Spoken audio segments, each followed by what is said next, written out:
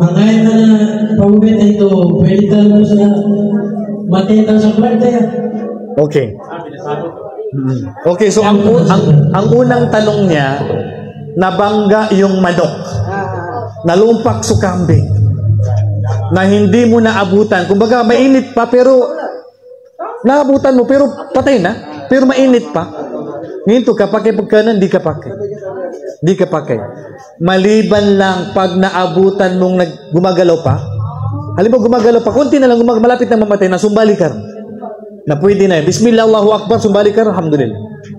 Kapag sumbali, nagkapake, pwedeng magkatay, babae o lalaki, pwede. May regla o wala, pwede. Buntis man o hindi, pwede. Bakla man o tumboy, pwede. Pwede magkatay.